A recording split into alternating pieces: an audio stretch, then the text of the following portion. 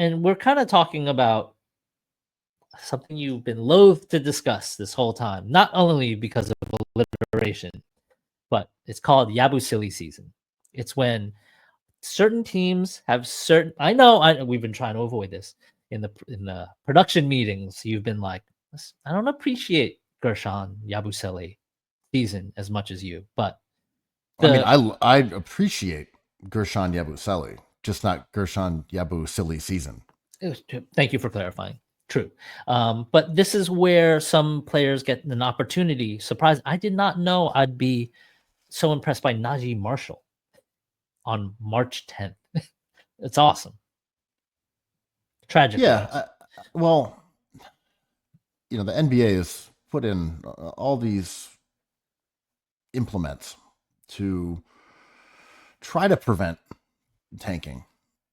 And it's partly because Cooper Flag and some of these other guys in the draft look like they are very promising pros.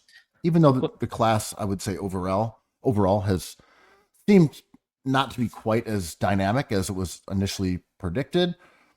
Plans are already in motion, and they are what they are. Yeah. So you have games like last night's, heated contest between the Philadelphia 76ers and the Utah Jazz, where, like, for example, the leading minutes guys on the Jazz were AJ Martin, Filipowski, Bryce Sensabaugh, Isaiah Collier, Johnny Juzang.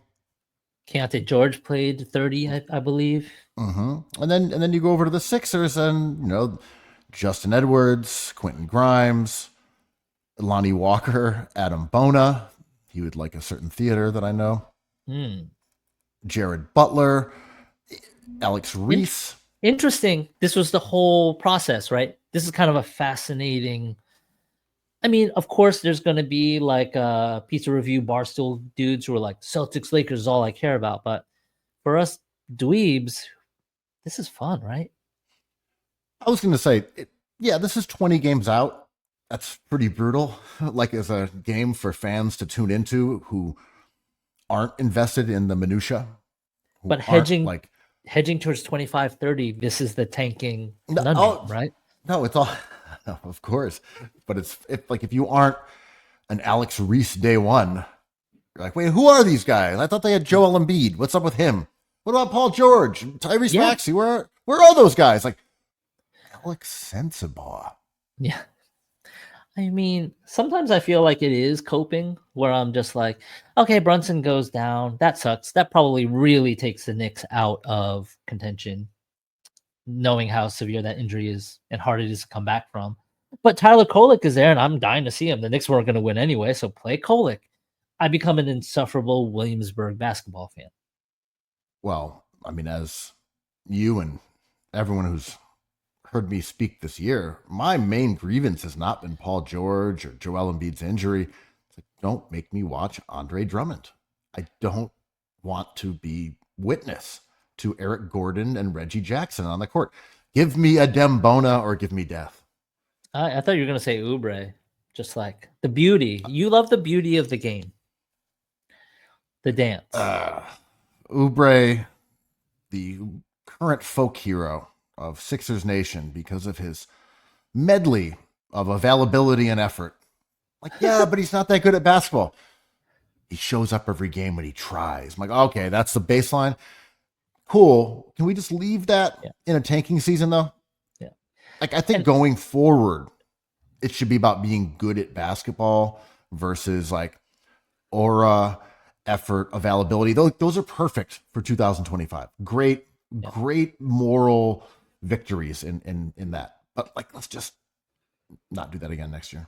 I mean, likability should be a stat. I don't know how we comprise that. Maybe the interns will come up with that equation. But I am tired, to your point. I'm also tired of Eric Gordon. Oh, PJ Tucker on the Knicks. He's a locker room guy. Everyone loves this dude. I'm like, you know what helps culture? Winning games. Get somebody to win some games. Marshawn Beauchamp for nothing. Like, that's interesting, assuming people like him enough. 10 days, like, take chances on players that could help you, because look at all that leadership in Philly and where it got them. I mean, the dregs of the veterans and have been basically mostly in Philly over the last couple of years. All of them have been there. Like this is Drummond's second go round. They've had all of these guys. Sabonis is complaining about the direction the Kings are taking. I feel like, they have high level players who are borderline all-stars, but to that point, what are we doing adding these dudes that we know the ceilings of in respect to DeMar DeRozan, but like he leaves teams and they do fine. He goes to teams and they do fine.